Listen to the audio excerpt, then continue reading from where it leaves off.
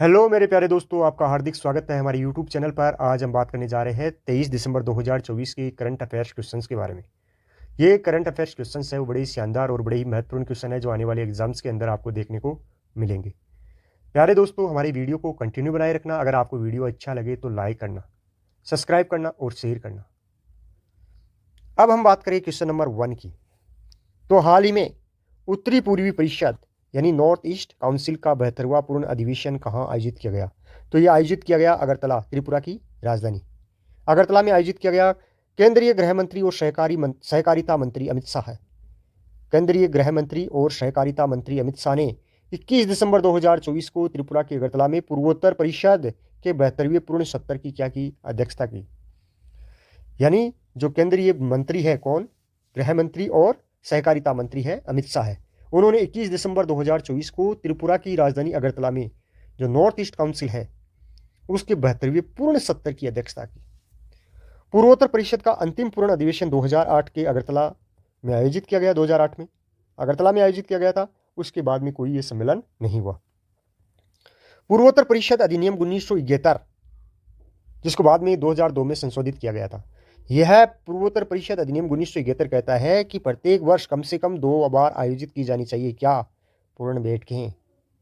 लेकिन 2008 के बाद में आयोजित नहीं की गई। पूर्वोत्तर परिषद की स्थापना पूर्वोत्तर परिषद अधिनियम 1971 के प्रावधानों के अंतर्गत की गई। इसका उद्घाटन 7 नवंबर 1972 को प्रधानमंत्री इंदिरा गांधी द्वारा शिलोंग जो मेघालय की राजधानी है वहां किया गया।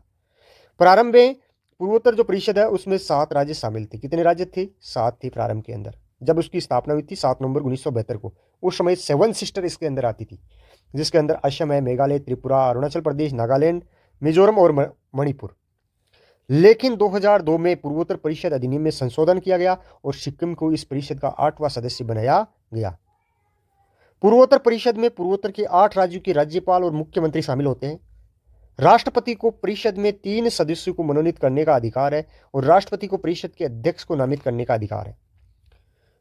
जो राष्ट्रपति है उनको अध्यक्ष नामित करने और 3 सदस्यों को मनोनीत करने का अधिकार है। 72वें पूर्ण सत्र की अध्यक्षता के लिए राष्ट्रपति ने गृह मंत्री अमित शाह को चुना। इस अवसर पर उपस्थित पूर्वोत्तर राज्यों के मुख्यमंत्री त्रिपुरा के मुख्यमंत्री माणिक साते, मिजोरम के लाल दुआहाउमा, असम के हिमंत बिस्वा शर्मा, नागालैंड के नेफ्यू रियो, अरुणाचल प्रदेश के पेमा खांडू और सिक्किम के प्रेम सिंह तमांग शामिल थे और मणिपुर के एन बीरेन सिंह। लेकिन मेघालय के जो मुख्यमंत्री हैं कॉनराड संगमा वो इसमें शामिल नहीं हुए, कोई कारण से नहीं आ पाए होंगे। मेघालय के मुख्यमंत्री कौन है? कॉनराड संगमा। आगे हम बात करें क्वेश्चन नंबर 2 की। तो हाल में 1 जनवरी 2025 से कहां भीख मांगना अपराध घोषित किया गया है? तो मध्य प्रदेश के इंदौर में 1 जनवरी 2025 से भीख मांगना अपराध घोषित कर दिया गया है। मध्य प्रदेश के इंदौर को भिखारियों से मुक्त बनाने के लिए जिला प्रशासन ने 1 जनवरी 2025 से भिखारियों को भीख देने वालों के खिलाफ एफआईआर दर्ज करना शुरू कर देगा। यानी आप 1 जनवरी 2025 को या इसके बाद में आप जैसे इंदौर जाते हो और अगर किसी भिखारी को आपने भीख दे दी या कुछ पैसे वगैरह दे दिए तो वहीं आपके खिलाफ क्या हो जाएगी? एफआईआर दर्ज हो जाएगी और आपको जुर्माना देना पड़ेगा। जिला कलेक्टर है जो मध्य प्रदेश के इंदौर के आशीष सिंह ने बताया कि प्रशासन ने इंदौर में भीख मांगने वालों पर प्रतिबंध लगाने का आदेश पहले से ही जारी कर दिया है। अब हम बात करें क्वेश्चन नंबर 3 की। तो हाल ही में दिवंगत ओम प्रकाश चौटाला किस राज्य के पूर्व मुख्यमंत्री रहे हैं? यानी ओम प्रकाश जो चौटाला है वो किस राज्य के पूर्व मुख्यमंत्री रहे हैं? तो ये रहे हैं हरियाणा के। कहाँ के रहे? हरियाणा के। चौटाला भारत के पूर्व उप प्रधानमंत्री देवीलाल चौधरी के सबसे बड़े बेटे हैं। इनेलो जो क्षत्रिय पार्टी है उसके सुप्रीमो ओम प्रकाश चौटाला है जो राष्ट्रीय राजनीति की तीसरा मोर्चा बनाना चाहते थे।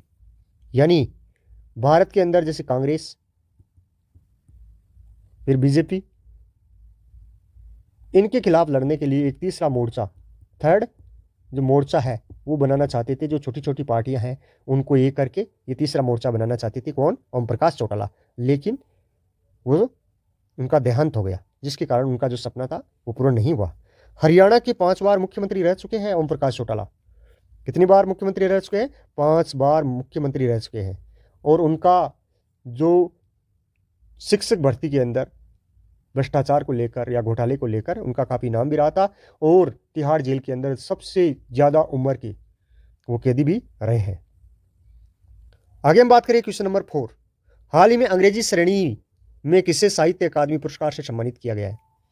साहित्य अकादमी पुरस्कार साहित्य अकादमी नई दिल्ली के द्वारा दिया जाता है, जो हमारी जो 8वीं अनुसूची की भाषाएं हैं उनको, और एक राजस्थानी भाषा, 8वीं अनुसूची की 22 भाषाएं उनको, और एक जो राजस्थानी भाषा है उनके लिए ये पुरस्कार दिए जाते हैं। तो अंग्रेजी भाषा के लिए या अंग्रेजी श्रेणी के लिए जो पुरस्कार दिया गया वो स्ट्रीन कीर को दिया गया। किसको दिया गया? स्ट्रीन कीर को दिया गया। सॉल्यूशन देखें तो साल 2024 की साहित्य अकादमी पुरस्कारों में अंग्रेजी श्रेणी में स्ट्रीन कीरे को सम्मानित किया गया, और वहीं हिंदी श्रेणी के अंदर गगन गिल को यह पुरस्कार नवाजा गया। अब हम साहित्य अकादमी के बारे में जुड़ी कुछ रोचक जानकारी देख लेते हैं। साहित्य अकादमी पुरस्कार की शुरुआत कब होती है? 1954 के अंदर होती है।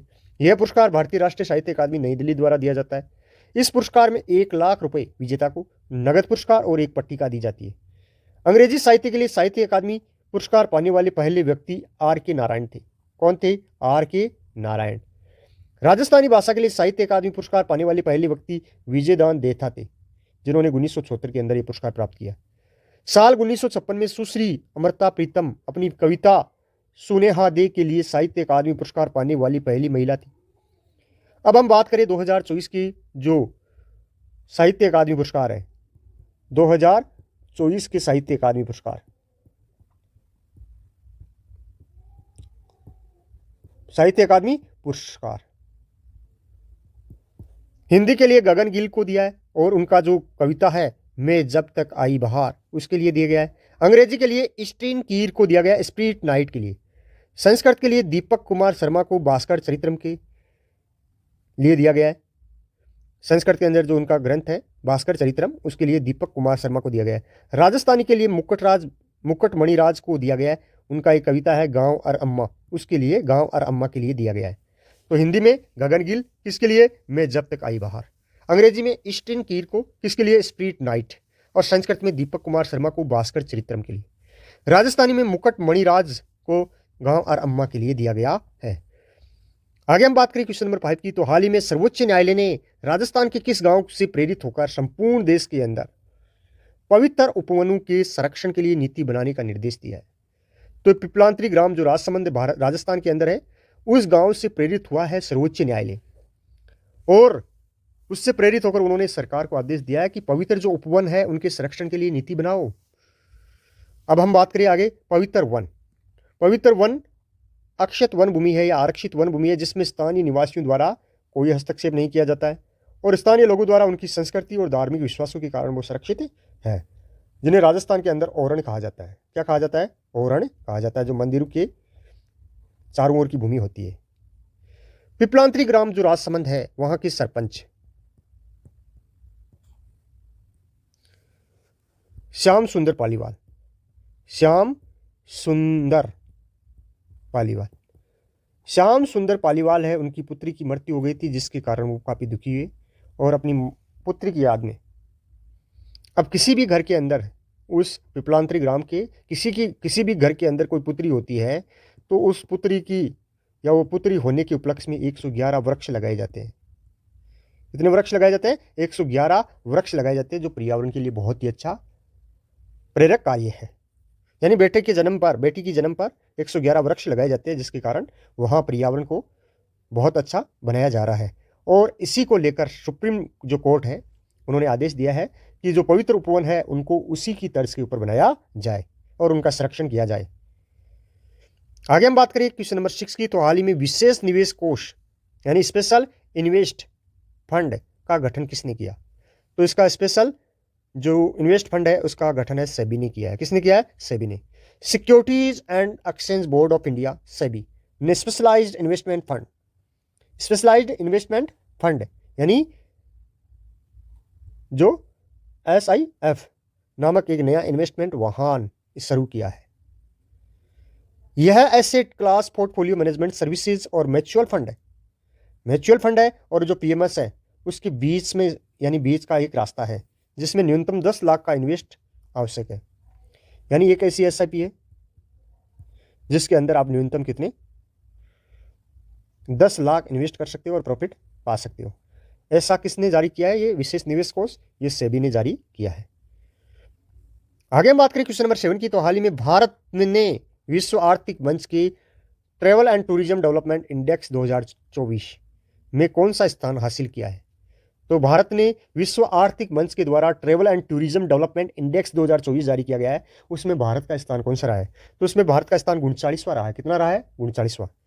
भारत ने विश्व आर्थिक मंच के travel and tourism development index 2024 में 119 देशों की रैंकिंग में 39वां स्थान प्राप्त किया है। केंद्रीय पर्यटन एवं संस्कृति मंत्री गजेंद्र सिंह शेखावत, जो राजस्थान जोधपुर से, उन्होंने बताया कि 2021 में भारत 54वें स्थान पर था, लेकिन नई मेथोडोलॉजी के तहत उनको 38वें स्थान पर एडजस्ट कर दिया गया था। उस टाइम 2021 के अंदर यानी 38वें स्थान पर रखा गया था, लेकिन अब 2024 के अंदर भारत का 39वां स्थान रहा है, यानी 1 पॉइंट कम रहा है। विश्व आर्थिक मंच 2 वर्षों के अंतराल के बाद यात्रा पर्यटन विकास सूचकांक जारी करता है। कौन जारी करता है? विश्व आर्थिक मंच। तो कौन सा स्थान रहा है? 39वां स्थान। आगे हम देखें क्वेश्चन नंबर 8 को, तो हाल ही में किस राज्य सरकार ने 60 वर्ष से अधिक आयु के नागरिकों के लिए संजीवनी योजना शुरू की है? जो संजीवनी योजना है वो दिल्ली सरकार के द्वारा शुरू की जाएगी, शुरू की गई है, जिसमें 60 वर्ष से अधिक, जो 60 वर्ष से अधिक आयु के लोग हैं उनको फ्री उपचार दिया जाएगा। तो दिल्ली सरकार ने शुरू की है। दिल्ली के पूर्व मुख्यमंत्री अरविंद केजरीवाल ने बुजुर्गों के लिए संजीवनी योजना शुरू करने का ऐलान किया है। इस योजना के तहत 60 से अधिक आयु के सभी दिल्ली वासियों को मुफ्त इलाज दिया जाएगा। केजरीवाल ने कहा है कि दिल्ली सरकार उनके इलाज का पूरा खर्चा उठाएगी। केजरीवाल ने इस योजना से पहले एक योजना की घोषणा की थी, जो कब लागू की जाएगी? चुनाव के बाद में। वो थी महिलाओं के लिए। केजरीवाल ने चुनाव के बाद महिलाओं को 2100 रुपये प्रति माह देने का वादा भी किया है। आगे हम बात करें क्वेश्चन नंबर 9 की, तो हाल ही में किस राज्य के समुद्री तट को बहाल करने और स्थिर करने के लिए एशियन डेवलपमेंट बैंक से $42 मिलियन का ऋण स्वीकृत किया है या ऋण स्वीकृत हुआ है? तो महाराष्ट्र के लिए, यानी महाराष्ट्र राज्य के जो समुद्री तट है उसको बहाल करने और स्थिर करने के लिए एशिया डेवलपमेंट बैंक ने $42 मिलियन का जो ऋण है वो स्वीकृत किया है। कौन से राज्य के लिए? महाराष्ट्र राज्य के लिए। मनीला स्थित, फिलीपींस की राजधानी मनीला है, जहां स्थित एशियाई विकास बैंक एडीबी महाराष्ट्र के सतत जलवायु और लचीला तटीय संरक्षण और प्रबंधन परियोजना के लिए $42 मिलियन का ऋण देने के लिए भारत सरकार के साथ एक समझौता या एग्रीमेंट पर हस्ताक्षर किए हैं। इस ऋण राशि, जो ये ऋण राशि है $42 मिलियन, उसका उपयोग महाराष्ट्र के जो समुद्री तट को बहाल करने और स्थिर करने के लिए किया जाएगा। ऋण समझौते पर 19 दिसंबर 2024 को नई दिल्ली के अंदर हस्ताक्षर हुए हैं। एडीबी यानी एशियन डेवलपमेंट बैंक, जिसकी स्थापना 1966 के अंदर होती है, और इसका जो मुख्यालय है वो मनीला, फिलीपींस के अंदर है। मनीला फिलीपींस के अंदर है और मनीला के अंदर ही अंतर्राष्ट्रीय चावल अनुसंधान संस्थान भी है। आगे हम बात करें 10वां क्वेश्चन, हाल ही में कौन वैश्विक स्तर पर तीसरा सबसे बड़ा फार्मा बाजार बन गया है? तो भारत बन गया तीसरा सबसे बड़ा फार्मा बाजार। केंद्रीय रसायन और उर्वरक राज्य मंत्री अनुप्रिया पटेल ने कहा है कि भारत की फार्मा इंडस्ट्री मात्रा के हिसाब से दुनिया की तीसरी सबसे बड़ी इंडस्ट्री मानी जाती है। वित्त वर्ष 2023-24 में फार्मास्यूटिकल मार्केट का मूल्य $50 बिलियन हो गया, जिसके कारण यह संपूर्ण विश्व के अंदर तीसरा स्थान रखता है। इस प्रकार दोस्तों हमने 10 क्वेश्चन की बात की। बड़े ही शानदार क्वेश्चन है और बड़े ही महत्वपूर्ण क्वेश्चन है, जो आपको आने वाले एग्जाम्स के अंदर, जैसे आईएएस का एग्जाम 2025, आरएस का एग्जाम जो 2025 में फरवरी के अंदर होने वाला है, लेकिन भर्ती 2024 की है, उनके अंदर बीपीएससी, एसएससी और जो अदर एग्जाम्स हैं जिनके अंदर इंडिया जीके के क्वेश्चंस पूछे जाते हैं, उन सब के अंदर ये क्वेश्चंस आपको देखने को मिलेंगे। अब हम एक नए वीडियो के साथ हम फिर मिलेंगे आपको 24 दिसंबर 2024 को। तब तक जय हिंद, जय भारत मेरे प्रिय दोस्तों।